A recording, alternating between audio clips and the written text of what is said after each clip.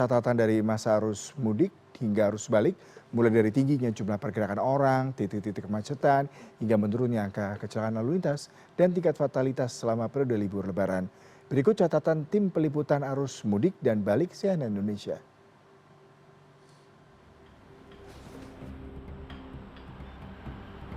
Senin pagi 30 Maret 2026, Jakarta kembali ke setelan pabrik alias lalu lintasnya sudah mulai padat lagi. Setelah libur Lebaran selesai dan masa arus balik juga dinyatakan berakhir, Jasa Marga mencatat per minggu malam tadi saja sudah ada 2,9 juta kendaraan yang memasuki Jakarta. Lantas, apa saja ya catatan dari arus mudik dan juga arus balik Lebaran tahun ini? Berikut rangkumannya. Data Kementerian Perhubungan per 30 Maret 2026 mencatat sebanyak 147,55 juta orang melakukan perjalanan mudik Lebaran pada periode 13 sampai 29 Maret 2026. Menurut Menteri Perhubungan Dudi Purwagandi, seluruh moda transportasi mengalami lonjakan pengguna pada mudik Lebaran tahun ini. Angkutan jalan mengalami kenaikan sebesar 11,64%. Untuk moda angkutan laut mengalami kenaikan sebesar 9,86%.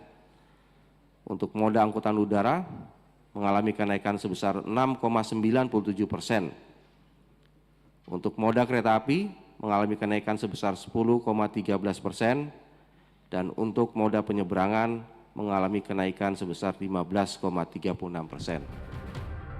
Sementara itu, 2,9 juta kendaraan meninggalkan Jabodetabek melalui 4 gerbang tol utama.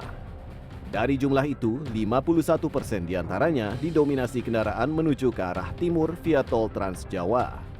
Angka ini naik 4% dibandingkan masa mudik Lebaran tahun 2025. Dari pantauan saya, selama melakukan peliputan mudik sejak tanggal 13 sampai dengan tanggal 21 di Tol Cikampek yang menjadi salah satu epicentrum arus mudik Lebaran tahun ini, ada beberapa kali kemacetan parah, terutama yang terjadi pada puncak arus mudik di tanggal 18 dan juga 19 Maret lalu.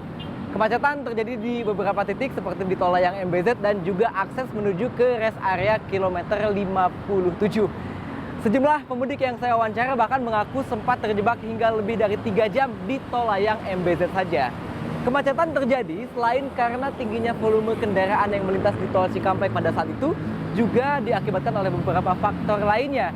Mulai dari adanya bottleneck atau pertemuan arus lalu lintas, kemudian antrean menuju ke rest area kilometer 57, hingga banyaknya pemudik yang terpaksa harus berhenti di bahu jalan. Kemacetan juga terjadi pada masa arus balik, terutama di ruas tol Cikopo Palimanan atau Cipali pada periode 24 dan 25 Maret lalu, seperti yang dilaporkan produser lapangan Gita Miningrum. Saya baru saja keluar dari gerbang tol Sumberjaya dan langsung disambut dengan kepadatan arus lalu lintas yang ada di sekitar tol Cipali ini. Biasanya untuk ke rest area 164B yang terdekat itu adalah waktu yang ditempuh kurang lebih sekitar 10-15 menit. Tetapi dengan kondisi arus lalu lintas seperti ini pastinya akan terjadi perlambatan. Kalau dari Maps, kira-kira untuk sampai ke rest area itu dibutuhkan waktu sekitar 27 menit dan di sini juga terlihat ada perlambatan kurang lebih 16 menit. Kena di Palimanan. Terus berapa lama tuh Bapak kena macet? Sekitar 2 jam. 2 jam. Iya. Biasanya dari Palimanan ke rest area ini berapa jam sih? Biasanya cuma paling setengah jaman lah. Untuk mengurai kepadatan, ada sejumlah skema yang diberlakukan di Tol Trans Jawa sejak ruas tol Cikampek. Korlantas Polri berlakukan kontraflow hingga sistem one-way lokal dan nasional. Dalam wawancara bersama Diana Valencia di CNN Prime News Minggu malam, Direktur Utama PT Jasa Marga Rifan Ahmad mengklaim kebijakan pembukaan 4 tol fungsional, diantaranya Tol Japek 2 Selatan dan Tol Solo Yogyakarta Kulon Progo, juga mampu membantu memecah kemacetan pada masa arus balik Lebaran. Dan fungsional yang disiapkan, contoh di Japek 2 Selatan, sangat membantu, terutama untuk para pemudik yang dari Bandung. Dengan tertinggi mencapai 16.000 dan rata-rata 6.000, ternyata Japek 2 Selatan sangat membantu mengalokasikan supaya tidak ada muncul kepadatan di kilometer 66. Sementara itu, angka kecelakaan dan tingkat fatalitas selama masa arus mudik dan arus balik Lebaran juga diklaim mengalami penurunan dibanding periode Lebaran tahun lalu. Data Road Integrated Road Safety Management System Korlantas Polri mencatat ada 3.517 peristiwa kecelakaan yang terjadi selama asa arus mudik dan arus balik Lebaran tahun ini. Jumlah fatalitas korban meninggal dunia turun 30%. Demikian juga jumlah kecelakaan lalu lintas, operasi ketupat tambah KRYD, kegiatan rutin yang ditingkatkan, peristiwanya turun 7%. Pada masa libur Lebaran, pemerintah mengeluarkan sejumlah stimulus, diantaranya diskon tarif tol.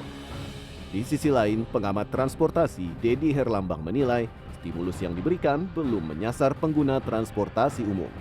Untuk diskon tarif itu memang lebih pas atau lebih fit, lebih ideal itu untuk pengguna angkutan umum.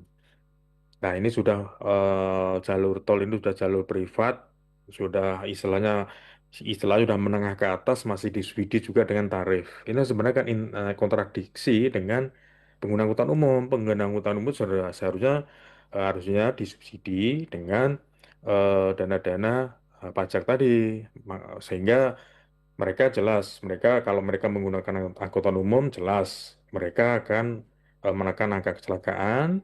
Lalu yang kedua, mereka mengurangi kemacetan itu jelas karena mereka menggunakan angkutan massal baik bus atau kereta. Yang ketiga, jelas kualitas karbon jauh akan lebih baik.